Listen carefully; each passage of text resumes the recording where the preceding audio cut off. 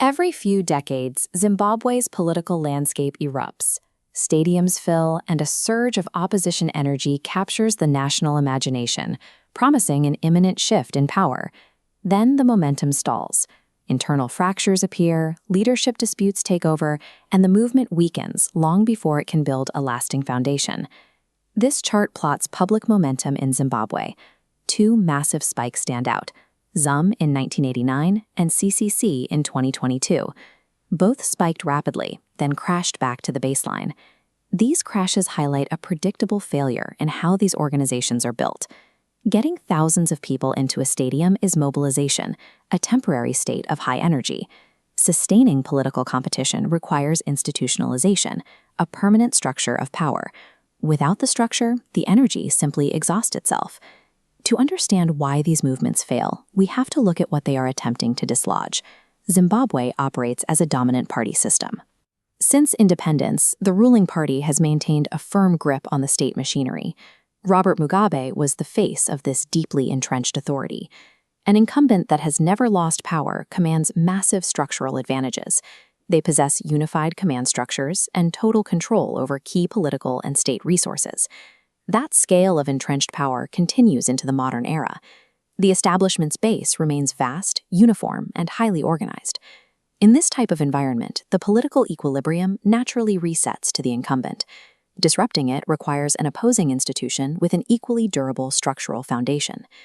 In 1989, Liberation War veteran Edgar Takere broke ranks with ZANU-PF.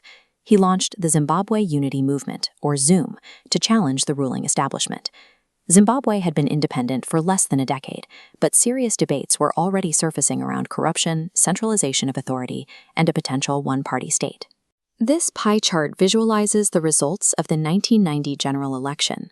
Takere's brand-new campaign managed to carve out roughly 17% of the presidential vote against a dominant incumbent. For many, it appeared to be the birth of genuine opposition politics. ZUM had a fatal flaw: a hub-and-spoke network. Authority flowed directly to Takere. Outer regional nodes had zero formal connections. When momentum slowed and the central hub dimmed, there was no organizational web to hold the pieces together. The network simply dissolved. Ultimately, ZUM provides the first clear historical data point showing the extreme structural fragility of these highly centralized, personality-driven political movements in Zimbabwe. Fast forward 33 years, and a nearly identical structural vulnerability appears. In 2022, Nelson Chamisa launched the Citizens Coalition for Change, or CCC.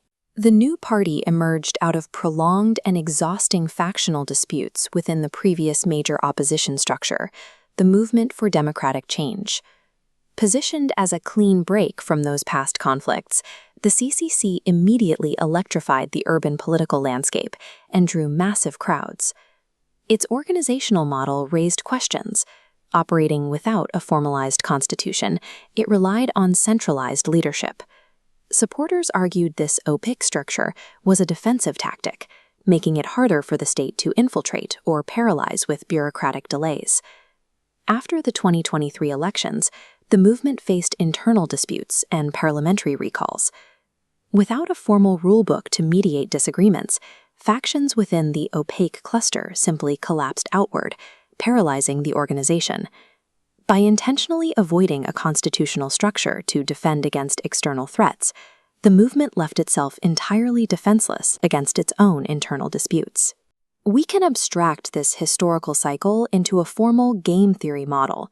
What challengers face in dominant party systems is known as a coordination problem.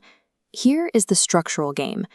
On one side, the dominant incumbent operates with unified command and total control over key resources. This singular, coordinated force vector allows the ruling party to maintain a constant, unyielding political baseline. On the other side, opposition actors are trapped in a coordination failure. Driven by competing leaders and scattered strategies, they apply force from divergent angles. Because these vectors never align, their energy cancels out, failing to move the heavy block. Powerful waves of public enthusiasm will never alter a system's equilibrium if the underlying structural vectors remain uncoordinated. When opposition movements continually fragment before maturing into resilient institutions, we have to ask who the true beneficiary is. Fragmentation among challengers actively consolidates the position of the incumbent. The ruling party easily absorbs these fractured cycles, ensuring their dominance persists into the modern era. As long as opposition politics relies on personality-centered mobilization rather than durable organizations, the structural advantage remains exactly where it has always been. What appears to be a highly dynamic theater of rival political movements is in reality a mechanism that reinforces a deeply entrenched status quo. Zimbabwe does not lack political energy. Millions of citizens are willing to rally, vote, and demand change. Breaking the cycle requires converting fleeting energy into an institution capable of surviving its own founders. A single mobilization point must expand into multiple decentralized hubs to create a stable base. That base must be secured by a formal constitution, a clear, publicly agreed-upon rulebook that defines the shape and limits of the organization. And it requires internal dispute resolution mechanisms.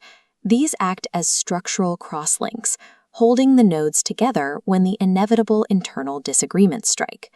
The true test of political maturity is the transformation from movement to institution. Until that structural shift hardens into a permanent framework, history will continue to rhyme with remarkable consistency.